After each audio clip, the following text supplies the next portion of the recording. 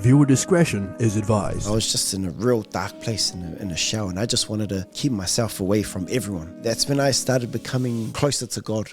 Mandate. Welcome to Mandate, where we navigate fresh perspectives and nothing is off the table. Tonight's guests are from Tāmaki Makaurau. In fact, they're from South Okilani, Papatoetoi. And so they're amazing young talent. And there's three of them. Obviously, we kind of call them brothers. Obviously, one set is actual biological brothers, and also one of them is a close family friend who they consider a brother. And so they're an amazing band, amazing sound in terms of acoustic group, but also they've rubbed shoulders with some of the heavyweights in the industry, in the music industry. Names like Stan Walker, Kings, you have Tomorrow People, and also you had Sons of Zion. And so the guys established in 2017 have pursued their passion in terms of music, and amazing musos, but also amazing vocalists as well. And so also in 2021, the guys dropped their first single, If She Ain't Around. But even more recently, in the last month, I think they've dropped another single called Fine Woman. And so please put your hands together for these amazing young men, amazing talented young men. You have AJ and Harry Puolau and also Junior Tuiloma. Please put your hands together, aka Brotherhood Music! Kia ora, everyone. Come on now. Mano Lover Brothers, thank you so much for coming out tonight. I know you guys are very busy. I know you got a lot of gigs and a lot of things that are happening, especially this time of the year. But just to start the ball rolling and start the conversation rolling, brothers, because I think it's important for us to run it back in terms of how it all started for you guys. Obviously, you guys have one set of brothers, but also a very close friend, Junior. But how did it all start for you guys? What was the beginning or the starting point where it began? Like, you know what, we can actually come together and actually start a group. So we all went to Pepto High School, but when I left, AJ and Junior pretty much started their own school band, and they entered a competition. What was the competition? Pacifica Beats. Beats, yeah. And then they had their group going on, and then. I think during school they had joined another band called Scabby Jams, and Scabby Jams had had a gig, a wedding gig. Yeah, was it a wedding gig? Yeah, wedding gig. Yeah, wedding gig. And then one of their other singers dropped out, and then these two were practicing at home, and I was like listening to them, trying to chuck in my harmony, and And then they asked me to fill in for the singer that was gone. So we sang at the wedding, and then one of the managers at Sky City he was a manager at one of the bars called Andy's Burger and Bar, and he was a DJ. And then after the wedding, he hit us up and he was like, "Oh, are you guys available to come and sing at Sky City at one of the bars that I manage at?" And then I was like, "Oh yeah, sweet. Just the free singers or what's going on?" And he's like, yeah, just the free singers. And then ever since then, we had this little gig going on every Friday nights, playing at Sky City, and it was good exposure for us because it wasn't the same crowd that was coming in. You know, we're getting people from all over the world, like just to visit that Sky City area, and then they would come and hear live music, and then where they're playing. I kind of felt sorry for the original singer that was singing for them, but yeah, sorry, Lucy was just I think God placed me in the right. He wasn't as good as you guys anyway. But yeah, and then from there we just started performing at Sky City, and then it just picked off really, really quick. We didn't realize how fast it was, and It was just us and the guitar. Yeah. And then what is it? The Sky City manager was like, "Can you guys do more, whatever?" And we're like, "Oh yeah." Literally the next day we went to the rock shop, and then I got me a little drum box, and then he got an acoustic bass. And then the next time we performed there, we hadn't practiced or whatsoever. So we just set everything up, and then had this little cajon acoustic guitar and bass going on at the same time, and we're just like, we haven't seen anyone in New Zealand that plays and sings at the same time, and we kind of figured that's when we knew, okay, this is our sound. like more the acoustic and just harmony driven with our songs. And it's just picked up. We've had like rugby players come into Sky City, like different types of famous people, and just all it takes is just one tag on Instagram, the power of social media, and everyone just started like we had a lot of followers, and it was good. It just picked up real quick, and we were just started getting gigs, weddings, birthdays, and stuff. Did you guys have to learn how to play those instruments, or you guys already knew? Oh yeah, we kind of already knew just basic airs. And I actually wanted to buy a full drum kit. They're like, hey. But these guys were angry. They were like, nah. I was just gonna deal my roles everywhere. But nah, I just ended up getting the box, which made it a little bit different from the other bands. So we just sort of knew the basics of our instrument, and then from along the journey, we've just met a lot of the other musos that could help us in that instrument as well. So it's good, man. It's been a journey.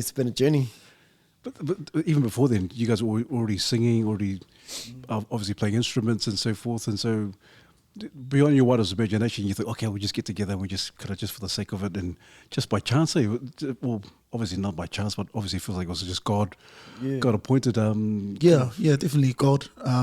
It was, you said it. You pretty much answered the question. It was definitely the right time for us to be out there at Andy's, and especially with the exposure that Harry was talking about. But with our instruments and stuff, there was all in church. Thank God that, Mum and Dad took us to church every Sunday and got to the point where we were forced to be in the band. So luckily enough, through all of that, we kind of took that from church and took it out into the music scene. But still heavy on worship teams and stuff like that. Yeah. So that's priority for us to make sure we make it on Sunday and do our part, because it's not of us. It's all glory back to God. That's important for us. Awesome. What's your favorite Bible verse? I have a few. Look up the verse for today. So initially, you guys didn't want Harry. Not really. Nah. I was the oldest and forced myself in. We just needed one more. Yeah, Harry was he had his own dreams and aspirations at the time. Harry was actually the rugby player out of us. Me and AJ were still dreaming at that point, but this guy was actually living it. I was awake. Harry was well known in the sports industry and what he accomplished and stuff like that. I personally didn't know he could sing until that rehearsal we were talking about, and I could just hear a third harmony from somewhere. I was looking at you like, man, you're the bad guy. I thought it was him doing Biff. Then, this guy just comes out of the corner of the house. I was looking like this like an angel. And say, hi boys, it's me. Harry, that's another God thing too. I think it was just, he was a perfect person. I guess him and AJ's chemistry too kind of helps me build what I need to do in the front. So that was God. That was God sitting there. We never thought we'd do music. To be honest, in school I wanted to be a plumber. But all of a sudden we're doing music. I was like, That's me. And you guys have been. I love your guys' sound because it sets you apart from everyone else, and everyone that thinks or knows of Brotherhood knows. Oh yeah, this is the sound we're getting. Just love it, and you guys the chemistry is really on, and it crosses over all walks of life, not just our usual Southsiders or R&B. So yeah, man, big ups to you guys, and. Lucky Harry was practicing. Practicing in the background. Really was waiting for his chance. So cool. Yeah, but no denying it, brothers. You guys are very talented. I'm not just saying for the sake of saying it. You guys are very talented. Obviously, you guys have been on several stages, big stages as well, cruises, and like I said in the intro, rubbed shoulders with some of the amazing musos in the New Zealand industry. But what's it been like? Because obviously you guys are kind of your own brand. You're independent. You're not looking forward to get signed up. But what's it been like for you? What's it been like in terms of kind of navigating your own kind of careers and your pathways? And so, how's it been for you guys? Has it been quite hard, or was it just? Yeah. Oh man. In all honesty, it's been real challenging.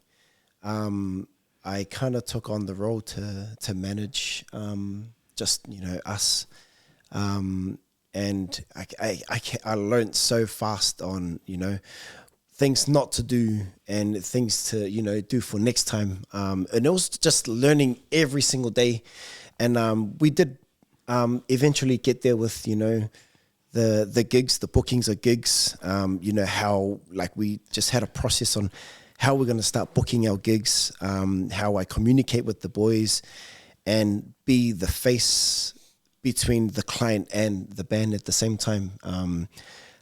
I was a real shy person, and then every time I had to speak with someone about a gig, it would be like put on the second face and be like, damn, okay, I really need to do it in order for us to grow.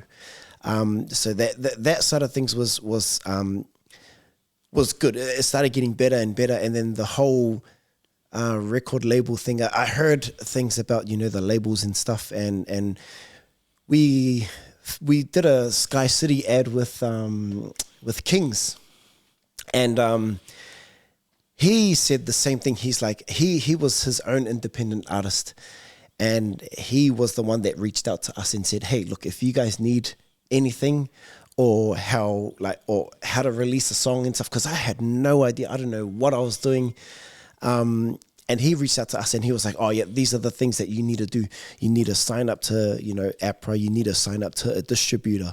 You need to, do all your recordings and stuff. And then from there, he wrote out this big email on how to promote the song, and it's like give 4 weeks notice to all the radio stations to do all of this, do all of that, do all of that, and like he pretty much like kind of guided me the right way, and I was like, far out, this is what's happening. And ever since when the song, our first single, If You Ain't Around, when that started going, the distributors were sending me little photos of what it's going to look like on Apple Music. And I was like, far out, like it's actually happening. That whole part of the process was something that I was new to. And I kind of just had to make sure that, it was the right thing to do for us and to stay independent. And if we can do it, let's do it. Like, let's be independent instead of relying on a record label. And yeah, it's been good. Like at the same time, we all have different parts to play. Like Junior writes our songs and comes up with the melody. Me and AJ can't write. Oh my gosh. Junior writes our songs, comes up with the melodies. And when he starts singing, me and AJ already like, okay, sweet. We know when to harmonize, when to, go unison and all that stuff. Who's going to sing what? And AJ had no idea on how to work, how to record a song on Logic. And we like pretty much just bought all these like studio mics, bought a laptop, and we're like, okay, what's going to happen now? And AJ just went out of his own way to go learn on YouTube, get ideas from all the other boys, and to start doing all our recording. So in a way, like we've all pretty much played a part to be, who we are today. And that's helped us along, the journey. And just speaking to other artists at the same time, they really encouraged the acoustic sound for us, like where we started. And we kind of like sort of went away from that acoustic sound in our second single. But that was all learning as well. Like we're like, okay, no, this is not us.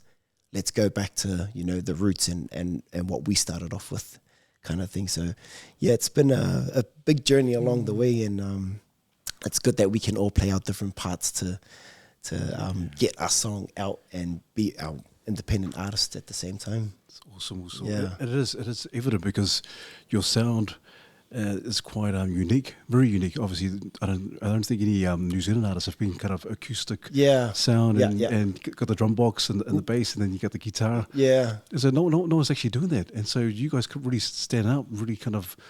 In terms of your niche in the music industry, and so I think that's probably why a lot of people are like, man, these guys are just, and also you don't rely heavily on the instruments, your vocals, or sultry vocals, and then the raspy voice of Junior, come on, give us a little demo now. But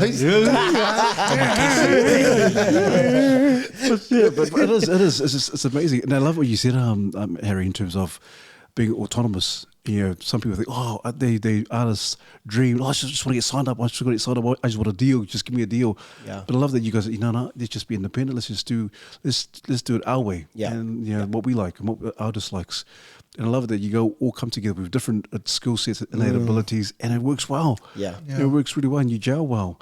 Has there ever been a time when together, and I'm just assuming, but you feel like, man, gosh, I just want to get king of this guy. This is it's not listening, or man, this is not working. Has there been a time when you guys? I'm just assuming that because you guys are just tight. So has there been times where like, my gosh, Oh man, plenty. Yeah. Tell us, kiss. We'll start with Junior, then we'll go. Tell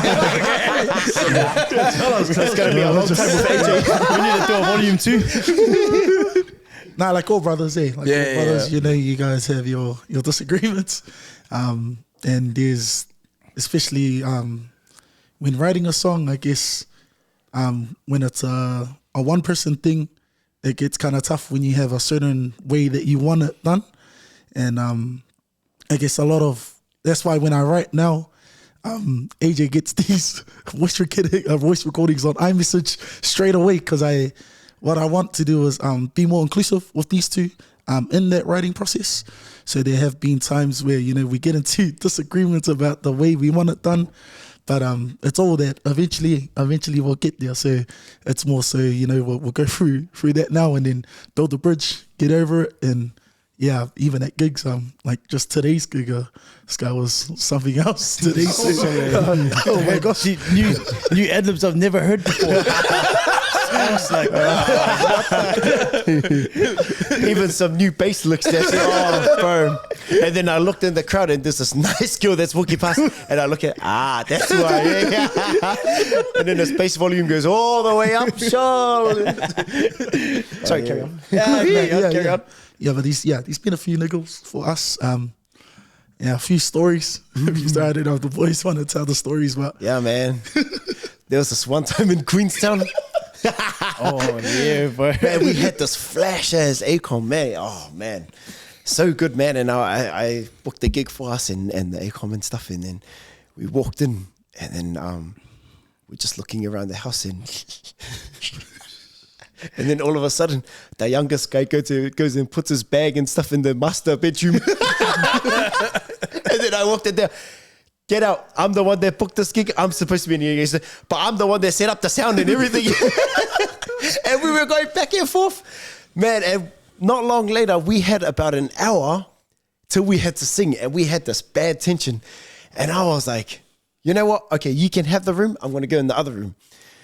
And I was sitting in the room. I was like, bro, we can't be like this when we're about I wasn't even going to do the gig. Yeah, I walked back to him, and then I was like, Us, let's go and have a talk. And then he goes, nah, you guys go do the gig by yourself. And I was like, Uso, we have to go to this gig. Like, you can't drop out.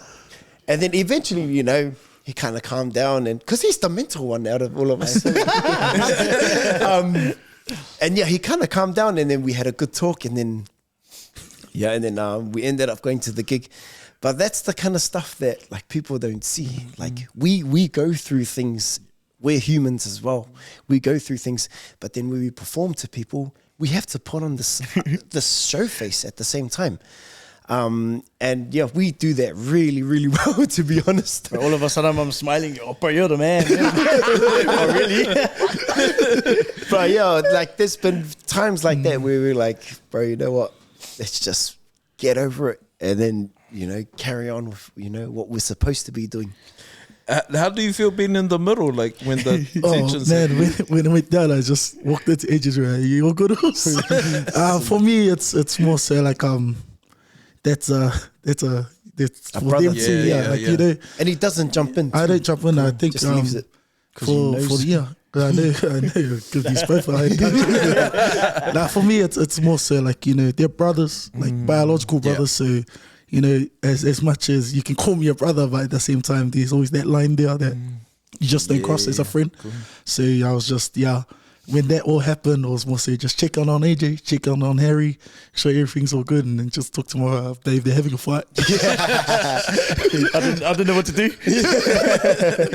Yeah, because we were watching you guys perform, and you guys know each other so well, and you guys go.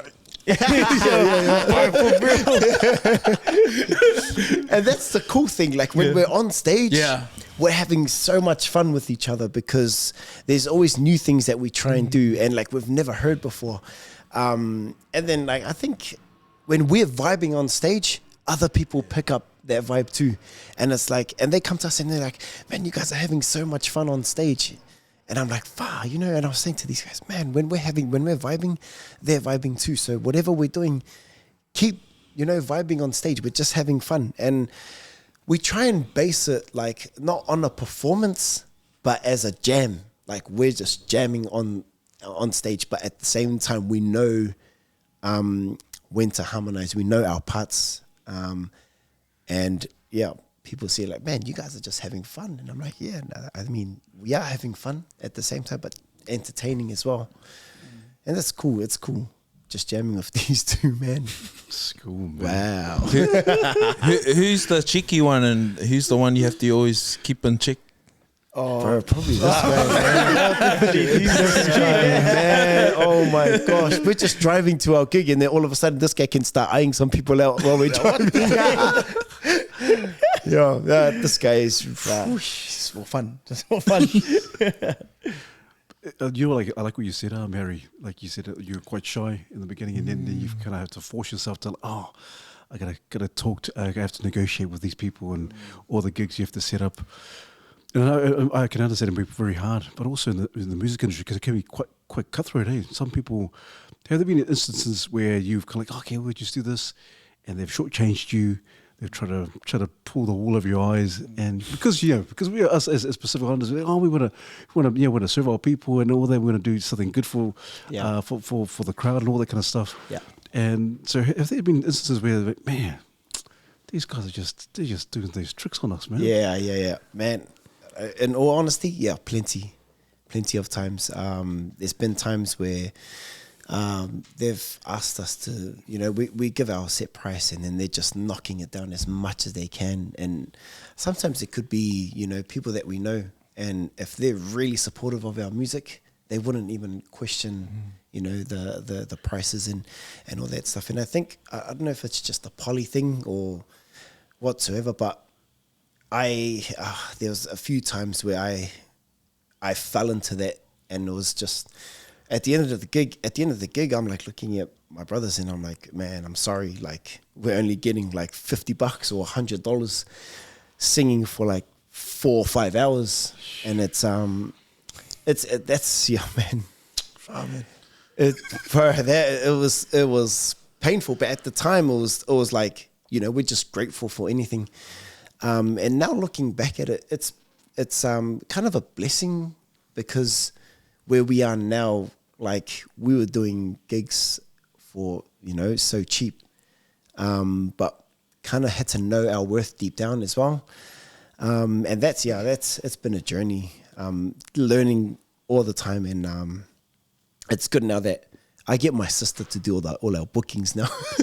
So just to cut me out of it, and even if, someone that I know, it would be like, man, just email through and my sister will sort it out.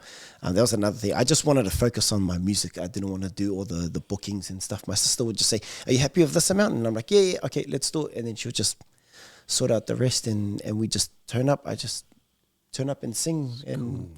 But there's been times where I had to really apologize to these guys and be like, sorry, like we're doing it only for this much. And that would have been challenging in itself, like trying to, figuring out this is what we're worth. And so this is the surprise. Because you know, Islanders, you want to put yourself out there. Yeah, you yeah. You want to Yeah. serve others, but knowing, and this is what we're worth now. Yeah, yeah, Like, yeah. What was that process like? When Was it a collective decision or? Nah, I don't know. nah. To be honest, they sort of just told me and just started giving me ideas of how much we should be getting from the gig. But at the same time, we were researching how much other musos are getting. Like some musos that are big will be getting this much. But we're like, no, we're not that big, but we'll come down. And then like we're trying to find the average price of a band, you know, performing at pubs and all that stuff. And then from there, we kind of based it around there. And then, yeah, from there, it was just good. Like we started being happy with what we got. Knowing that at the end of the gig, we're happy. We know what we're getting, and then we can just, you know, walk away and be like, okay, all good. So Next heaps one. of Junior's church mates always asking for birthday. I leave that for him to say. AJ, what do you want to say to the people that are trying to get freebies? Hey, tell them straight up, Oos. Oh, we're busy. But that should be, you know, obviously now because you guys are, you know, out there, people know who you guys are, and so do you guys still often get some of those people ringing up like those gigs for birthdays and weddings, or do you guys kind of like, oh man, we're just gonna kind of prioritize which is the most important, which ones are gonna, obviously in terms of finances and money. Yeah. If you come to the stage where like, no, this is, we're not doing that anymore. Yeah.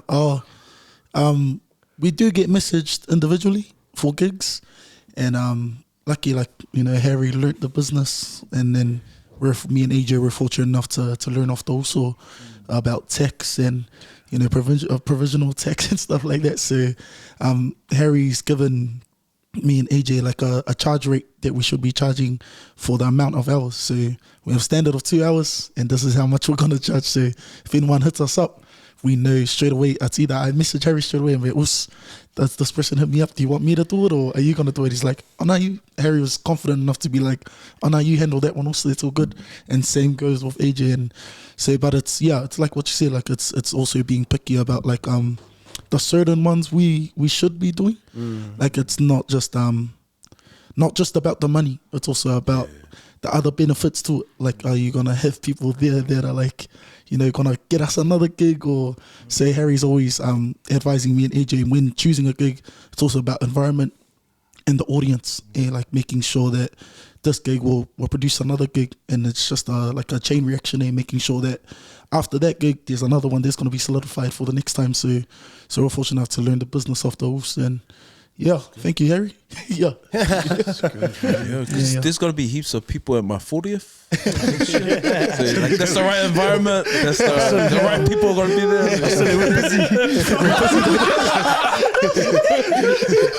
Yeah, whatever date also, sorry, man. You guys are so funny. But like, in terms of obviously you're juggling the music industry, and it can be quite draining. I can imagine it can be quite draining. You're doing from gig to gig. There's some gigs like, oh man, I'm not enjoying this, and obviously you have to, like you're saying, performance face. You go, oh okay, we're acting like we really enjoy this. But in terms of your mental wellness, has there been stages, and obviously during the time of the group, where you just felt like, man, I'm just not in a good place? Has there been like in terms of wellness or well-being? Yeah, in all honesty, it's real challenging having to juggle music.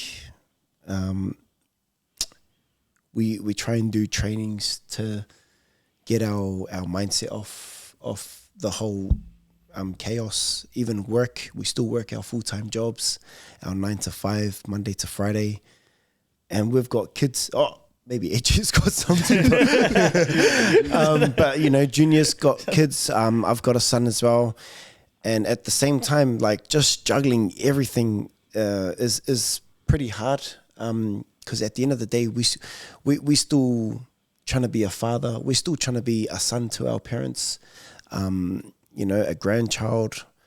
All of that stuff still plays a part with our music journey and everything else. And There has been times where people have asked us for so many, like we've had different people, and there's just probably about 7 gigs in this one weekend.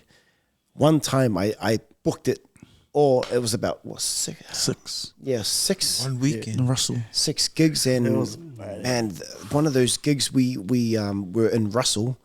We finished our set at 12 midnight, and then we had to be back in Auckland for filming at 7 in the morning, and it was about a 3.5 hour drive. So we had to pack up our gear, have a quick nap, and then me and AJ were just having turns driving back to Auckland. Like, you drive for 1.5 hours and then I'll jump on. While Junior's sleeping. We told those, just make sure you stay up and keep us. I'm driving up. That's DJ. DJ making sure. But yeah, like that weekend, that's when I learned, I was like, far out. This is so draining. Like, the money's good. Like, the money was good, but at the end of the day, it wasn't helping us, like, mentally. We started getting drained out and started feeling tired. Like, we would never be tired for gigs, but it was like, damn, there's a gig coming. I kind of really want to just chill and not do it. So I had to be careful and be mindful of how many gigs we're booking, the time frames of, you know, if we got a double gig on a Saturday, I try and allow at least maybe a good 3 to 4 hour between the gigs, not having to rush around and do all of this other stuff. So that kind of, you know, I had to keep in mind of how to book our gigs at the same time. And in all honesty, we used to rehearse, but now it's not, because we try and spend more time during the week with our families. And then when we get together, it's like, okay, sweet. Did you guys learn this song throughout the week? Learn it in your own time. So when we come together, we can just try and jam it out and see how we go. Even that was just like, nah, rehearsals throughout the week. Cut it. Spend time with your family. Look after yourself at the same time. And we go through things with our partners and stuff. And even that was a challenging time where we didn't want to go through, you know, any music side of things at the same time. It was tough. Yeah. Yeah, I think I've quit like 5 times to the Brotherhood. For real. Say that. Oh, he'll be back. It's got to a point where Junior's like, nah, I'm done, and AJ's like, give it one or 2 days, he'll be alright. He'll be back. Nah, yeah, it's challenging. But like, you know, shout out to my wife, Margaret, my kids. I think having a solid foundation at home helps my mental. What she does behind the scenes is beyond incredible.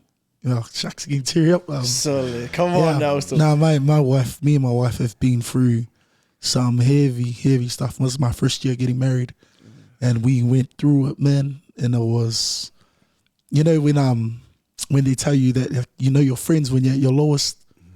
Shaq's, man, when I tell you that AJ and Harry were there for me, man. And I think in that season it was, for myself, I felt like that was God pulling out the weeds in my life. You know, he was pruning me for a new season. And what me and these boys have been through, these guys were there, my sister's deathbed.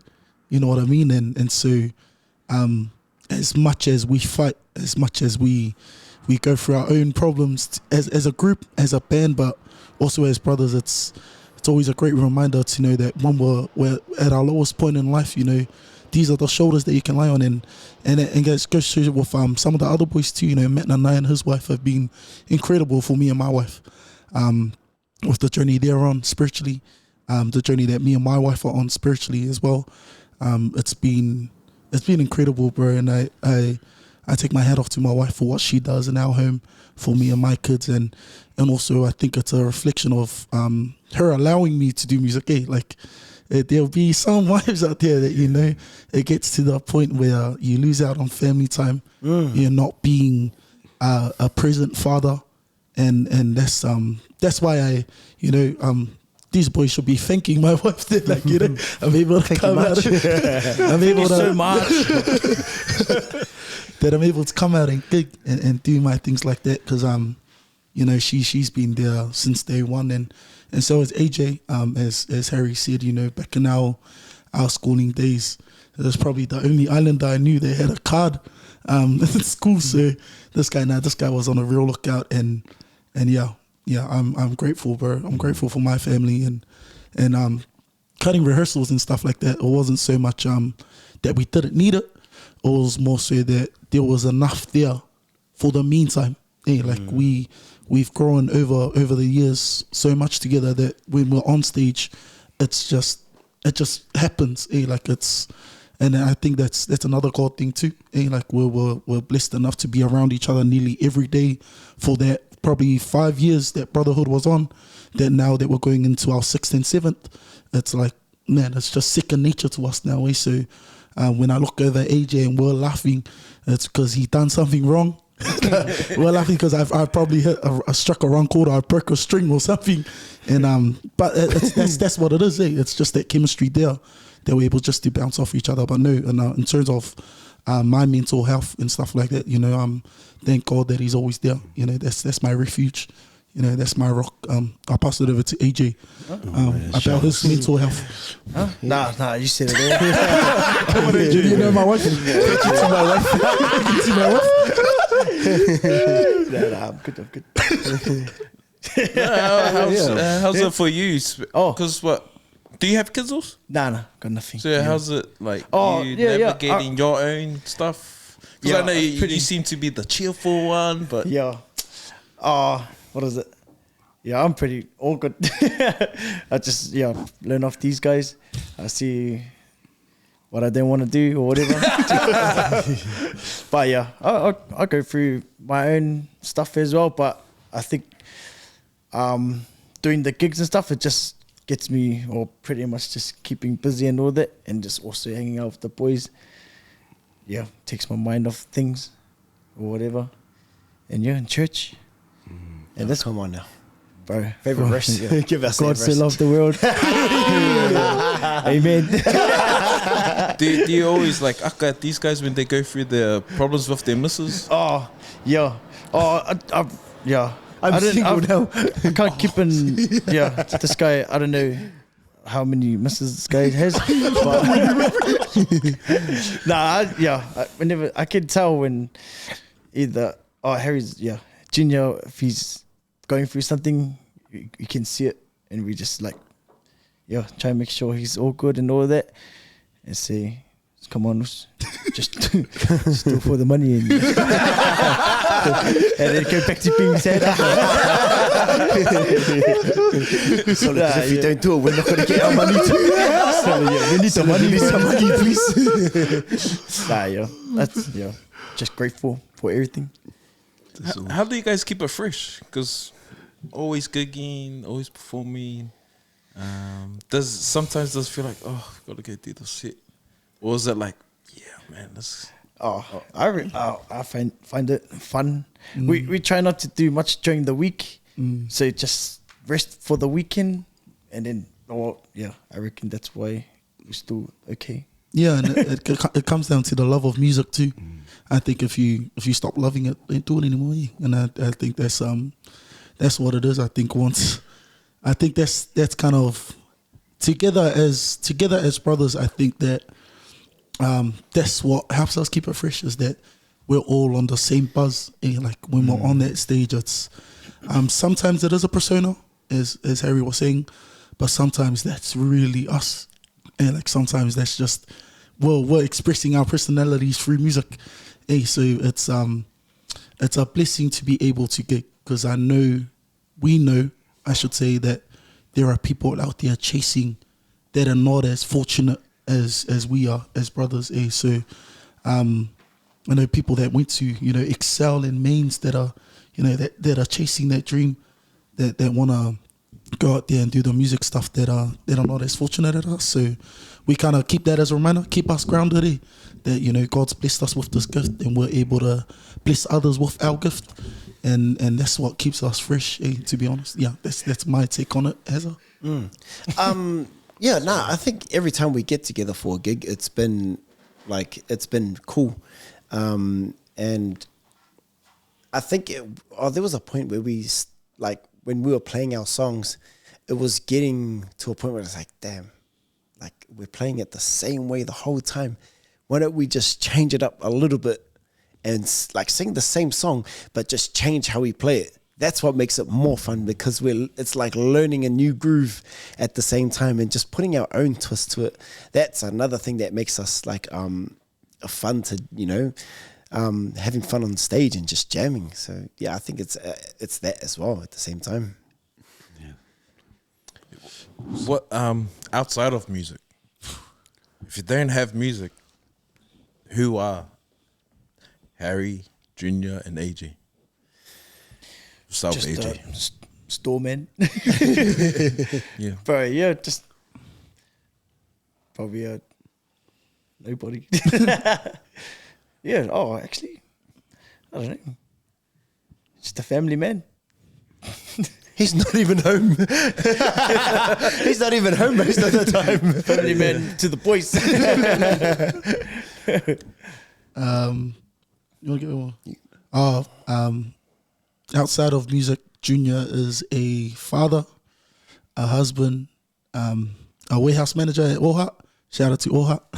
Sure you guys come down and get some stuff. That's who Junior is, a guy that attends church, band practice every Saturday. Attends church on Sunday, 9:30. Then your 5:30 service at night. And then going through my week, providing, trying to be the best father and husband I can be for my family. I think that's who I am. And without that, I'd be nothing, I guess. Yeah. With me, yeah, pretty much same as Junior. I work at a logistics warehouse at the airport as a operations manager, and that'd be my 9 to 5 daytime job. In love with sort of every single sport. We've just tried out CrossFit and loving that at the same time. A father as well. I got one son, 12 years old. Had him quite young. Straight after high school, man. Didn't play around, didn't muck around, straight into it. And a man that's that you'll find at church, all the time, that loves God. And I only just kind of got closer to God because of I went through a divorce with my son's mom, and all that happened when our music journey was just starting. And I was saying to the boys, man, I'm not keen to gig. I'm not keen to come to rehearsals or whatsoever. I was just in a real dark place in a shell, and I just wanted to keep myself away from everyone. Like, I didn't want to be around people. Some of my mates were telling me, let's just go out, there's other girls out there but for me, it wasn't the way of dealing with it. It was just sitting and facing the reality of things. Like, this is happening, face it. And that's when I started becoming closer to God. It was like when my marriage was there, it was like everything's going so smooth. Didn't I stopped praying, stopped reading the Bible, stopped, doing all these things. And I thought, man, life's good. And then when things started happening, I was like, damn, God, I need you now. Like, it was like I run to God when things are not going my way, kind of thing. And it was a big wake up call that I needed to get my life back with Christ. And whatever happens, if we do get back together or not, stay faithful to him no matter what happens. And ever since that phase of my life had happened, I started looking after myself, doing training, and then I started doing more gigs and started just really taking every opportunity as it comes. And one thing I got to admit, that it was the suckiest time of my life. I hated it, and the darkest place. And at the same time, the pain was real, but it was necessary. I'm glad I went through it. I'm grateful that it happened. And I believe in that saying, everything happens for a reason. And till this day, I'm just trying to remain faithful to God, and never stopped serving Him. I came from a Samoan church. It was hard to understand the Samoan side of things, and I really wasn't growing spiritually. And the fact that I had to tell my dad that, look, I grew up in this church, but I'm not really growing spiritually. I want to go to a different church. And then my dad was kind of okay. My mom was like, no, you were born and created to serve here at this church. And I'm like, I'm not going to stop serving. I'm just going to somewhere where I can really better myself and grow spiritually at the same time. I've got my son to try and lead into the kingdom at the same time. So ever since then I've just drawn so close to God, and if it wasn't for this music, I'd be just a real man that loves God, loves his family, and just have time to love people and spread more love and light in this world, man. I think that's what the world needs right now. We're going through some dark places with everyone, and even the boys, man, like when they're going through a dark time, I'm more than happy to, come over, stay at home. And Junior came over too, and he stayed with me for a little while, and like I was grateful for that opportunity, because what God had done with me and went through my phase, I could be a testimony to other people, and help them out with their journey as well. But yeah, I just talked too much, so boys. Bro, you know what? Sorry, let me answer that question. These guys had really good answers. I didn't even answer them. Well, I work as well. I work Monday to Friday, 6 to 2, just at Brotherhood. We do carpet just down the road in Puinui. I after work, train as well. I still go to church with my family, same one as him. I'm probably doing the same feeling as him. I don't really understand, but I'm pretty sorry, church. But I'm pretty much there for the band, and because I don't really understand much because it's a Samoan church, but I've been there since I was born, and that's pretty much it. I'll probably end up going to that guy's church one day. I love your guys' journey, and people just see the band and see this not this product, but see this music, and it's easy just to go, oh man, these guys are amazing, talented, gifted, but they don't know the backstory. They don't know what you guys go through day to day, and that you guys are human as well. And there's so many groups that come together, they fall apart, and they come in for a season. But you guys being able to maintain this brotherhood for quite some time now, and just shows that you guys are always there for each other, that you guys got some strong foundation, and you guys are all still waiting for AJ to come home. But it's cool that you guys know how each other took, and thanks for sharing that on, like, man, you guys this is gonna go out to the world. But it just normalizes these conversations and some of these stuff for our men, because we all go through this stuff, but there's not many spaces where we can just talk about it and share it, because we want to keep it inside, and then when shit hits the fan, man, everything blows up. And so thank you for your testimonies, and shout out all of you, man. That's me. It is also, it is. Thank you so much for being open and honest around, obviously, sometimes mental well-being and wellness and so forth. And also, obviously, with your faith, I've heard it several times tonight, God, and your faith in church, your church family, and also the culture. If you can elaborate in terms of how much does it play in terms of Brotherhood music? Obviously, it's a major part of who you guys are. But have you ever thought of it's time to do a gospel acoustic set or acoustic album? Is there even kind of talks? I'm just assuming, but before that, how much of God really exudes when you're on stage, and how much you guys feel like, man, this is where God wants me to be? Oh man, God's the forefront. of Brotherhood music, man. How we project God through our music is, I think, it's through the radiancy and the chemistry that you see, us projecting out, like when we're vibing and stuff. That's just us showing that there's realness there, that there's love there, not just for the music but for each other, and that's kind of a message we want to minister to through our music. For us, God has always been the guy, like the person that we run to, not just in our time of need, but we have learned to run to Him when we do get our stuff.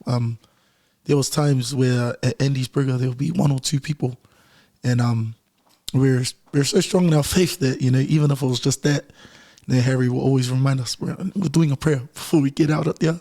Doing a prayer, it doesn't matter. Come in, get in our circle, do our prayer, and I'll be honest. We've lost touch with that a bit at our gigs where we do our prayers, but that cruise that we were on, me and Hazar we're morning and night. It was not just praying for us, but praying for our families at home. Being thankful that we get to be on a boat and with our gift, and not many can say that. And then we're like, me and Harry's prayer was more so just to do with just health. Look after our voices when we get out there. Let them see you, less of us, but more of you. And I think it's also in the conversations we have after. When people are coming up to compliment either AJ or Harry or myself, it's always that, glory to God. Hey, we're able to do this because of God. Or just a simple thank you. It's the nature of modesty, being humble, knowing that this is the way you were brought up. This is the way that mom and dad raised you, is to not boast. Love is not to boast. That's what that is. And I could go on for days about how important and how much of God is the core of Brotherhood music. But in layman's terms, that's what it is. Is that we show it through character, personality. Like talent will get you to the top, but I truly believe that character is what keeps you there. A character is gonna keep you at the top, not just talent. And that's what we try and portray out to our people.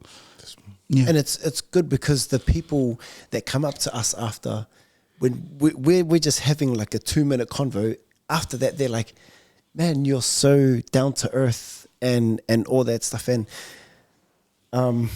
people are like, I get some of my friends saying, man, you guys have cracked it. And then I'm like, bro, we haven't cracked nothing. Like, until we win a Grammy Award, that's when I can say, yeah, we've done well.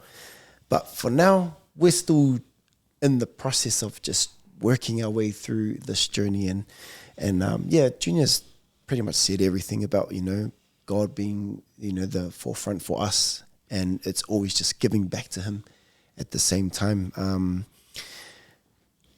we still do church gigs. We get asked to come and do a worship set. Even at weddings, they're like, oh, do you guys know these worship songs? They were like, yeah, man, we love this stuff.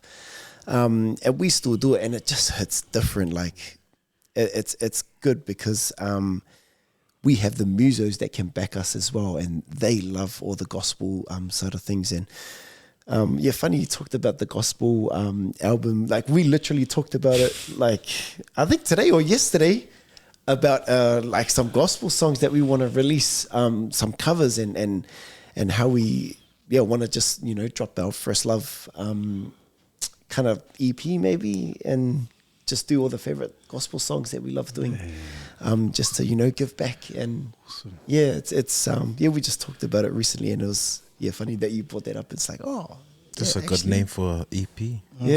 First Love. Yeah. Because AJ came up with that. What verse did you see that from, AJ? We were in the library. There was the book, but there was a book that said First Love. I was like, wow, that's pretty mean. That'll be good. Yeah, so that's mean.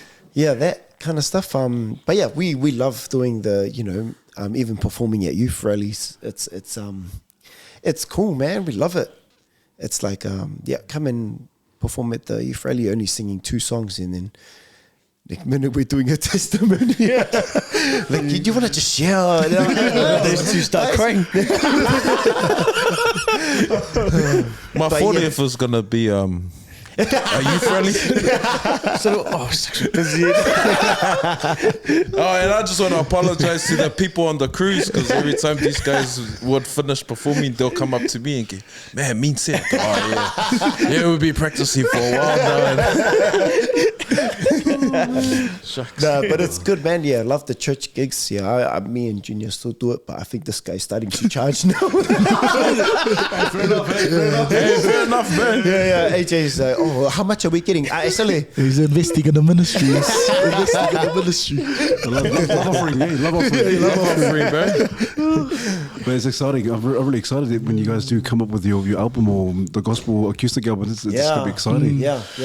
But I need to ask you guys, because you mentioned Grammys. What is it? Is that the ultimate goal for you guys, to make it to or break through internationally, or what's the ultimate goal for you guys? Yeah, like we spoke about this when we first started Brotherhood, and it was the main goal was winning a Grammy Award. That was the main goal, and we're like, that is something that we're going to try and achieve, and we're just going to keep working and see what happens from there. But we did have 3 main goals, and that was just in New Zealand, and that was to perform at One Love, to sing at a national anthem, the All Blacks game, and there was one more that we achieved. I think it was like we were singing national anthem at our primary school. I think it was to release a song and chart, and that was just recent that we charted. I think it was like number 15. It was top 20 or something. So we did that one. We got onto the One Love lineup, but that year it got cancelled, and we were like, man, we were in Tauranga and we were ready to go. Woke up that same morning, we were performing, and they got the email, got the message, and we're like, no, it's cancelled. And I was like, damn, like we were so close. But we can still say, yeah, we've got the flyer, says our name on it. So, but yeah, it'll be cool to perform on, because One Love's probably the biggest festival in New Zealand, and we were just, said it from the start, it'll be cool to perform at the One Love stage and try and sing at the All Blacks national anthem. But we set little goals from there, and then the main goal is to try and win a Grammy. But we just need to really get stuck into it, to be honest. I think us as young poly men, we're just like trying to wait for something to come instead of us getting together, get into the studio and just record. Because we need to start working now in order to make it a career instead of just relying on the gigs. Surely, man. But surely, there's got to be some people overseas, obviously internationally, like thinking, who are these guys? If people have hit you up overseas and have a lot of interest in terms of, oh man, Brotherhood music, we need to get these guys. To be honest, a lot of people in America have hit us up because we did a Kirk Franklin a cover, two of them, and man, it's just been going off. Like I think it was like. Yeah, and there was this one time we were jamming at Junior's house, and then I had a lot of American followers, and it reached like over 1 million views or something on Facebook. And then I started getting messages on Facebook, and they're like, oh, we need you to come to America, record this and all that stuff. And I said, yeah, we're keen, but who's going to pay our flights and all that stuff? We talked about it, we're like, do we pay out of our own money, knowing that it's gonna go a long way if we do it, or what's gonna happen? And because we were still young and we were like, we were too afraid to make that move and just to trust what's gonna happen. It was just like, oh, if you can pay for everything, then we'll come over and record something and we see how we go. But there's been like I think maybe 3 or 4 producers that I hadn't heard of, but I've looked up their work on social media, and they're pretty legit. And it was just like, oh man, too afraid to go and do it, to take take a step out of our comfort zone to try and achieve something long term. So yeah, there were tough decisions whether to, you know, use our own money to go and fly there and get everything done. But yeah, it was the financial side of things at the same time. Pay our flights, ACOM, and you know what's going to happen after that. But maybe you guys can speak to that in terms of what you were saying. That sometimes we're afraid to step out and out of our comfort zone, and it seems like it's like a common theme in terms of our people. Yeah. That sometimes we got the talent, we got the skill set, we got the innate ability, but often at times like we can be our own worst enemy. Yeah. It's like I can't do it, and we kind of talk ourselves out of it. Why do you think that's the case? And how do you think in terms of how do we get out of this rut, so to speak, and step out of our comfort zones? Man. I think the afraid part comes from just I think it's like all the worry, like I think that's what it is. Like there's not just the financial side, but it's actually taking the risk to actually go there and then just kind of question yourself, am I good enough? Like is this enough to get us to where we want to be? And then trying to step out of your comfort zone is because you're so used to just what's already happening. Like everything it's fine right now. Like, and it's like that. Don't fix something if it's not broken. It comes back to that as well. Like for us, that's what it was. Like we were on demand for so long that it was like for us it was just like, is it really worth the risk? Like we got asked to be on The Voice and stuff, and it was something that we had to weigh out whether what we're doing now is worth, you know, giving up to go and pursue that for more exposure. But it all relates back to what Harry was saying at the start. It's just the independency of it, like just being able to have our brand and have our names on it and say that from the floor up, that's all us. Like that's all us three. So I think that's what made it hard for us. I can't speak on anyone else. I can only speak for us. I think it was just the worry side of things for me. I'm leaving my family behind to go and pursue a dream, which they would have been okay with. But at the same time, it's getting there and asking myself, am I good enough? Is my songs good enough? And that was what I was afraid of. I always get really, I'm not down, but more so I really critique myself really hard. Especially, I doubt myself really hard, especially when it comes to lyricism. Just because I'm surrounded by some amazing pen dudes, like that know how to write and how to put stuff together. So when I try and write, it's always that in the back of my mind. Like, fuck, I read it again. But now I've gotten to the point where it's just like, just give it, just give it a go. If it doesn't happen, it doesn't happen. And then when Fine Woman done what it done for us, man, it kind of just another confidence boost. I was like, yeah, I'm doing something right. So just stay on that lane. But with the comfort zone and stuff, I think for us it was just that, it's just the worry and the questions, the self-doubt. And I don't know if any other poly men can relate to it, or maybe they can. But I think in the long run, it's more so just, take the risk. If you can, do it. If you can, like Harry was saying, if we're going to do this music thing, let's go all in. Don't no half-hearted stuff. Let's give it a proper crack, and whatever happens. Yeah. And I think another thing was, for me, I feel failure.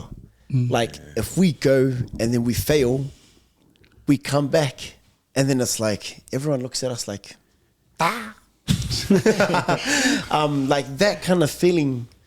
It's I'd say embarrassing. Like for me to come back that I failed, and then like, damn, it didn't work out. But then the other part of my mind is like, at least I tried it and just went for it. And it's all part of learning at the same time, how I failed when I first started booking gigs and all that stuff.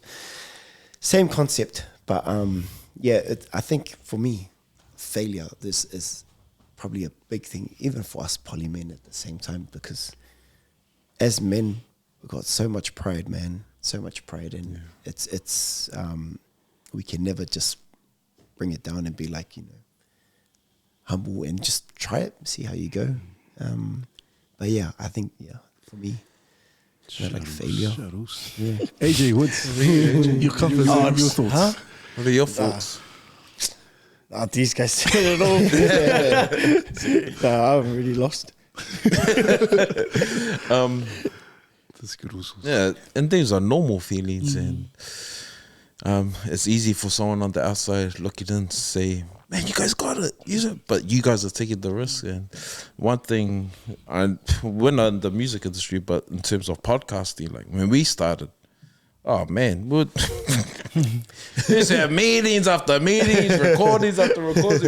We used to like sit there, and I remember we had one view, and we were going, "What the heck are we doing?" But one thing I learned from this guy, like, man, he's a champion of taking the risk and being resilient and just going for it. And you know, we're not at where we want to be, but man, there's been such a growth, and now we've got you guys, like you got brothers like you, and we're able to sort of tell our stories, our people's stories, and get people on the platform to normalize these conversations and pivot and take certain risk. And I give it up to, like, there's certain people that will take that risk, know how to fail forward, and just really challenging us to, like, no, we're good enough. And you know, we see all the comments. We see all the comments like, but you guys need better questions, and well, you need to start your own podcast. But like, and I know that, man, we still have goals. Like, we want to be global as well, and one day we want to be interviewing The Rock, or you know, and, that's it, man. but we treat everyone the same, just like how you guys, like, doesn't matter how far you guys go or how many gigs you guys get to, you still treat the people the same. I've seen the way you guys interact with people. I think, man, that's so cool. You guys hang around, you make them feel special. And, you know, certain people, when they hit a certain point, they change. Gone. Yeah. Oh, you remember me? We came together. Together now. Every time I see you guys are still the same. And like, I feel like I'm my fourth member, because people go, "So, what's the brothers?" Like, They're just chilling in the room. oh yeah, Jesus, just talking to his wife.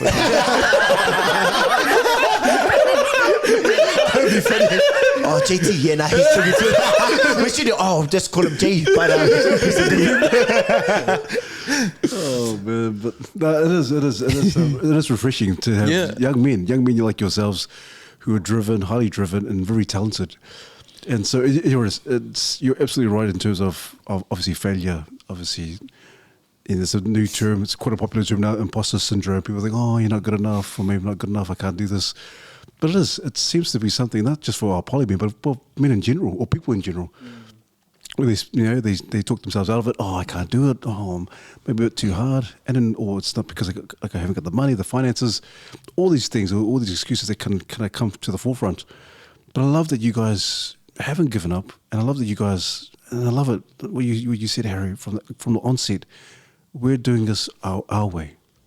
Obviously, God is a massive part in terms of the journey, and that you guys are doing, but you're doing it your way. And I think a lot of people, a lot of artists are probably envious of, like, man, if I could turn back time, maybe it would be nice to just be autonomous and just to do my own thing. Yeah. But now I'm signed to this record label. I can't really. My thoughts are restricted. My creativity is not open anymore because I have to do it their way. And I love that you guys are doing it your way. Yeah. And you have the courage to do it your way. Yeah. Because a lot of people think, "No, I want to be signed up. Just give me signed up. It's easy. It's easy to get signed up." But to take this journey and to be independent is very hard. And props to Kings. Kings has been here twice, and so props to the Also Kings for giving you some guidance and also some direction as well. Props to the Also. But also in terms of the journey thus far, because you're seeing a lot of artists come and go. You've seen the obviously longevity that you guys are kind of. This is you guys are in for the long haul. And it bugs me, and I need to ask this question, because there's some artists out there, and I hear them, and I'm like, man, how the heck are they famous? How the heck are they on radio? And I'm not just, maybe I'm being a bit sad or brutal, but some of the vocals quite mediocre. So how the heck do they make it there? So for you guys, when you see other artists, whether it be national or international, you think, how the heck? How does it make you guys feel when you guys? My gosh, we are the shiz. We're the ones who should be there, but I don't know how these guys are signed up or how these people are on air, on TV, and without a shadow of a doubt, man, the talent that is mediocre. How do you guys feel about that? And your honest thoughts in terms of I'm those. I'm just like, if they can do it, then we can do it too. Yeah, that's what it is. Yeah. I think I didn't look at it as having the jealousy aspect of it. I think for us, it's clap for them. Congrats, you've made it that far.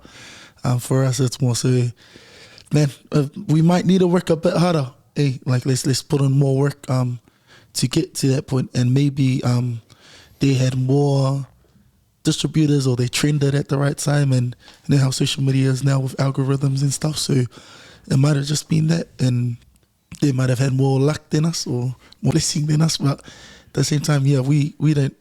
I'm not envious. I speak for myself. I don't look at someone that's made it and compare myself to them. It's always just, man, just round of applause for you, man. I'm proud of you. That's what you've done. You achieved it. So, and then probably ask the question, like, oh, how'd you get to that point? Yeah, that's what that is. So, that's me myself. Yeah. AJ sends me some songs. Here we go. AJ sends me some songs and he's like, bro, these guys have got like over 1 million streams. Like, and it's just so basic. Like, they're not doing anything fancy. They're just, I don't know, they're just being them. And then I'm like, maybe that's like we meant to be doing that as well. And it's, I think, Junior brought it up, as releasing a song at the right time, at the same time. And it's like the kind of songs that we were releasing before it wasn't us. And it was just like, we're more of the acoustic. That's why Fine Woman done so well, because that is our sound. In the first 2 songs, we were more worried about what people want to hear, but not sticking to what we love, and it was like would be happy with one, would give it to one person to listen to, come back with that feedback, we'll give it to another person, like maybe 5 different people, we've get 5 different opinions, we're changing everything up. At the end of it, we're like, bro, this is not us, but because we trust what they say, it's like, do we just drop it? And then we're like, yeah, okay, just drop it. And then we just drop it and we're like, oh, we're listening back and we're like, man, we've learned from it. Let's try now to stick to our own sound, the acoustic. And because that's what's going off on our social media at the same time, the covers, the acoustic sound, that's what's going off. As soon as we change something, it's like, damn, it didn't go off, but we've learned from it. Let's go back to the roots and the basics and just do that really, really good. So that was that whole thing, but yeah, I don't know how. But what's the question? When you guys do Find Men, it's gonna blow up like. I think Gina's already got a version of that.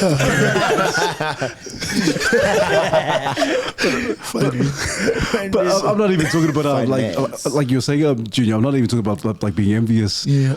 Obviously, and just being basic, because I'm talking about talent-wise. Talent-wise, when you see people out there, and Brad can attest to this because Brad's a music as well, and Brad has recorded several other people, and Brad, obviously Brad and I have some conversations, but I'm talking about talent-wise when you think, man, how the heck? And I'm not even trying to be critical, I'm just being honest, like, how the heck did they, I don't know, or the millions of views, and like you're saying, Harry, just very basic, but also can be very mediocre, like the voice, some of the voices, like, The technology nowadays, man, is crazy. Hey, Brad, you hear some folks, and you think, what? And so for you guys, I mean, you hear that, it's like, I'm talking about pure talent, like just natural talent. Yeah. Think, well, what is this? What's happening here? Now I get your question. Everyone, unfollow this guy. I think on the talent, I'm probably the same as Brad. Then like sometimes you just question yourself, like holy, like like that, and that's just being real. That's just me being real. Like these few times where people have cracked it, and you're just like, shucks, man, like what the heck. But yeah, I can't attest too much to it. I guess I don't know that many people that have cracked it that are not good, I guess you could say. But yeah, that's just my thoughts. It's good though, because you guys, your heart's in the right place. Because if you start hating, just like going, man, how come they cracked and whatnot? And, you know, and then it just takes you down a different route, and you probably end up chasing something. No, but I get what you mean. I get what you mean. Like it's not the hating of the person. It's He's just already angry. the confusion. There's people already unfollowing you. so listen. Some of these artists are like, I look up to this guy now, bro. My song hit 1 million views. He doesn't even like me. There's one Junior. I thought the guy liked me. Next question. He was someone that messaged me saying my song was good. He's lying. Oh man. But I think that's what, when we record, I try and, because when I was in producing school, I try and like keep our vocals like not too much, effects or auto-tune or whatever. Like, try and keep it raw, so then like when we do it live, it kind of still sounds the same. You know what I mean? That's back in school. Producing school, that's what they taught me. Back to you guys. That's me. Oh man. Oh, you silly.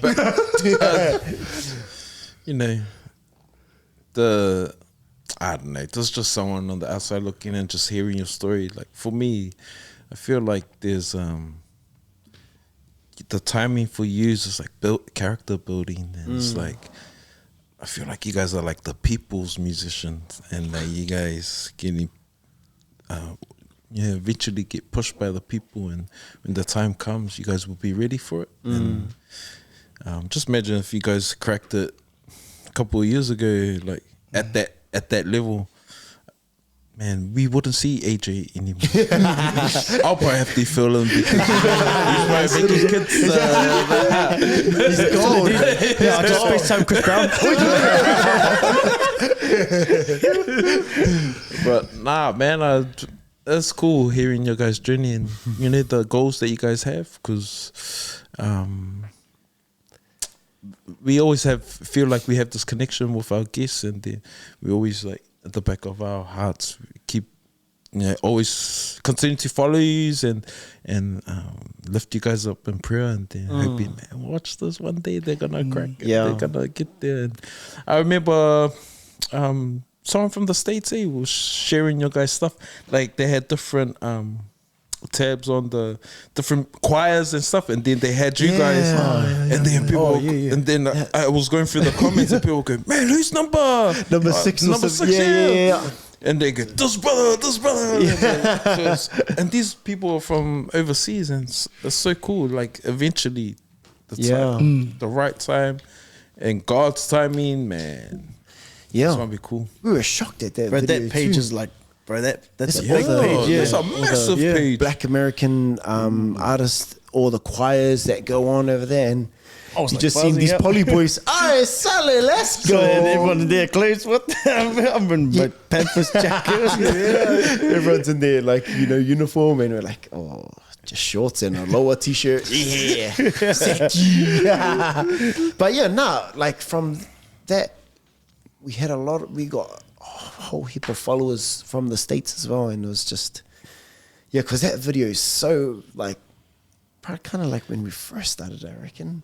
And then just the impact it has on people's lives, like that's what we wanted to spread, just love and light to the whole world through music, and it's just been a big blessing at the same time, just giving back to God.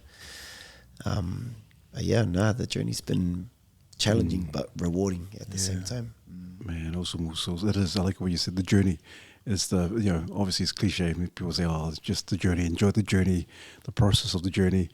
But in terms of the journey, as a collective, obviously you guys have you have come to an agreement in terms of worldwide, international. But as individuals, what's the what's the ultimate goal? What's the end game for you guys as individuals, whether regardless if it's music or whatever it is in the future holds? For me,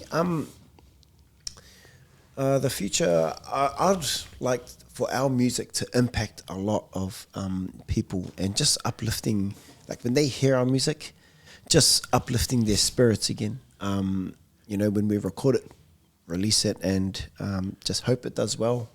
At the same time, it's not just about Brotherhood making it, it's about healing. And a lot of music heals people when they're going through their dark times. And yeah, I think for me personally, it's just leaving our mark when we're gone, and to hope it heals and impacts a lot of lives that are out there, to be honest. That's me personally. What is individually, Harry? What's your ultimate goal?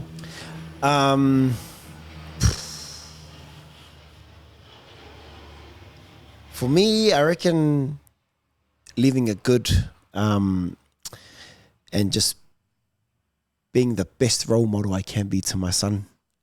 So when I'm gone, he knows that the legacy that I've left behind is something that he can follow. I don't want him to be the same as me. I want him to be better than me, and to make sure that I'm guiding him the right way at the same time. Everything I'm doing now is for my son, and it's to make sure that I'm being a good person, and at the same time being a good father and leaving my mark for him to, you know, step in and taking that legacy onto the next level. But yeah, I'd say that's me personally as well. I mean, for me, I think the end goal for me will probably be that's a tough one, man. Probably still singing, but I think writing more church music. I'm writing gospel tunes. I think that's the end goal for me, to be able to write songs, even Samoan Christian songs for our people, and songs for that are relatable also to the wider audience.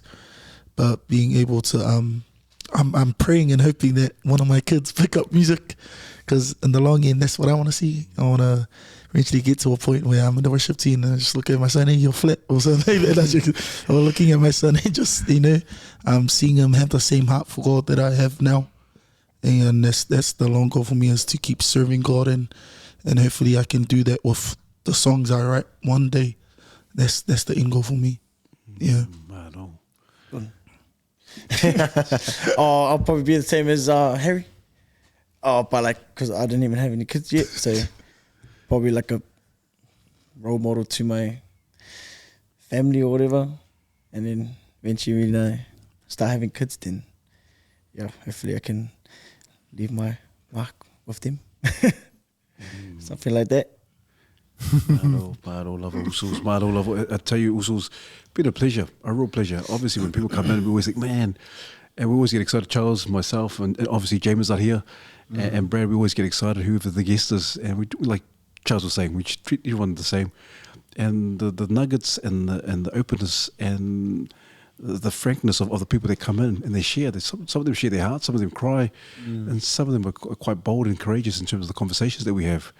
But also has been such, not only just not entertaining, but more so obviously quite fun. But thank you for being honest. And like Charles was saying, we need to normalize these conversations where we feel like, we feel safe. And a lot of people will say this should be a safe space.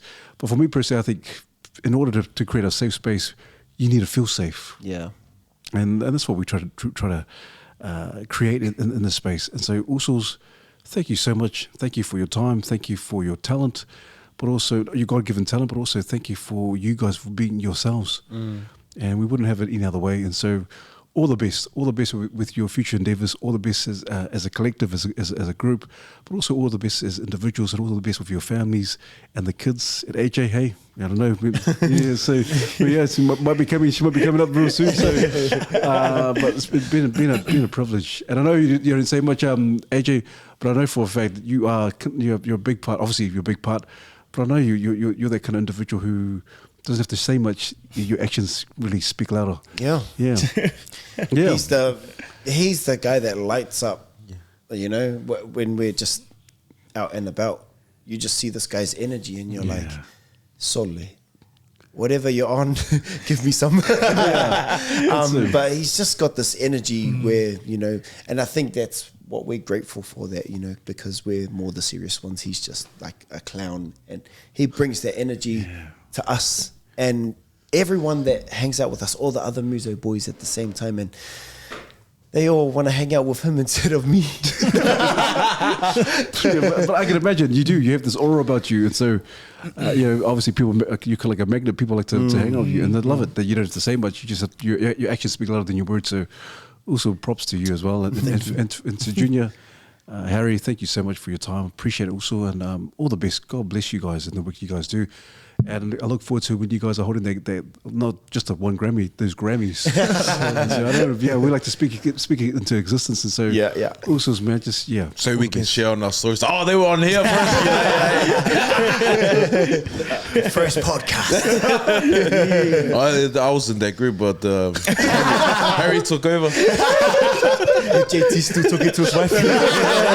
So he was too busy. I remember my 40s.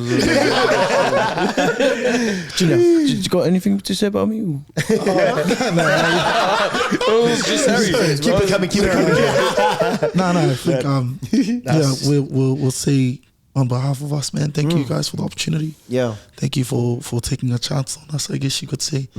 Like, you know, AJ doesn't say much, but his aura, as you said, is really contagious. So, you know, just being around him is enough. So, but from us to you guys, man, thank you for having us on us. Yeah, and love what you guys are doing Yeah, with this stuff. You know, it's not just about having a chat, but at the same time, just opening. And I think that's what us men need to do, is just open and just talk to someone. And it's good hearing a lot of testimonies on it. It helps uplift people's spirits at the same time, because you know, we were just taught to, you know, stay hard and just, you know, brush it off and carry on. But at the same time, you know, hurts big time. But yeah, love what you guys are doing, and you know, hope God, you know, I'm looking forward to you guys next, you know, the future with what's happening, and praying for you guys as well at the same time. Thanks, bro. We're here anytime, so yeah. Oh, me. Oh, we're gonna Got our start up support. Tiny Discs soon. Yeah. Tiny Discs. Watch out, everyone. Which came out? Watch the space. Yo, hard.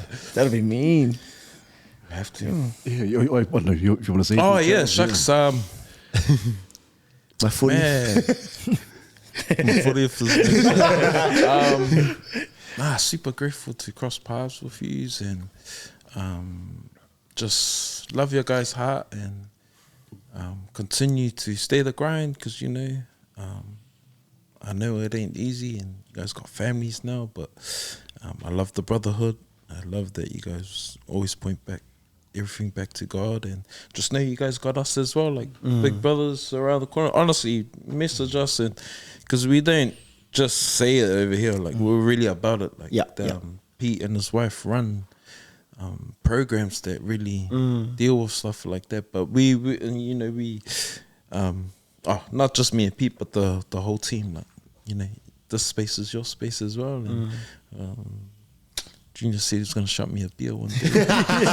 Sorry to his pastor. 0%. Sorry, Mum.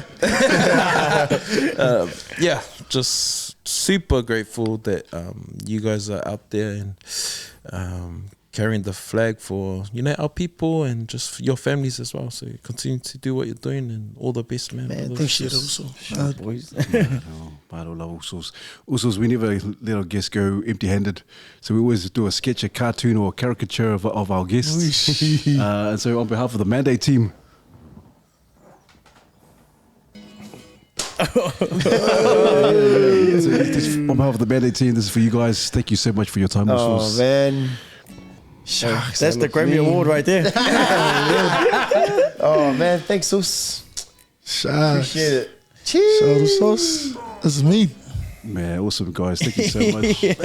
Thank you, brothers. But brothers, is there anyone that you can think of that would be ideal to come on the podcast? You think that should be here? Man, in all honesty, I would say you guys are doing a mean ass job with your guys, choices and who you guys have on. That's just me. I wouldn't advocate for someone else because that's on them to. Yeah. But from me personally, I reckon you guys are doing a mean ass job with who you guys have on the show. Hazel, any recommendations? Nah, to be honest. Man, I'd love to reach out to The Rock. Yeah, one The day, Rock, man, it's gonna bro. happen. It's gonna happen. But not too sure.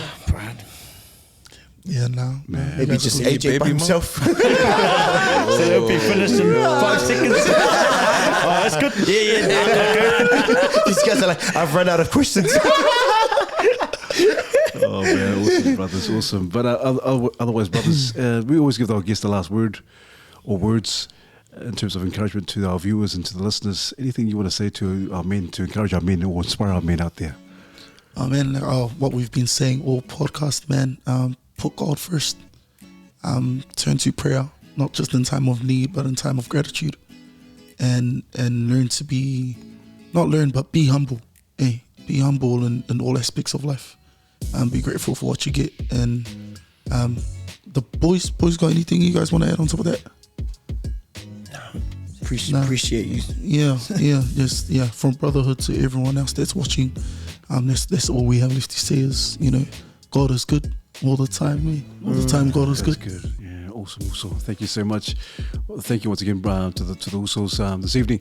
So please don't forget to like, comment, and subscribe. We look forward to your well thought out comments. And as usual, also Refine. unlock, Take charge. Let's go.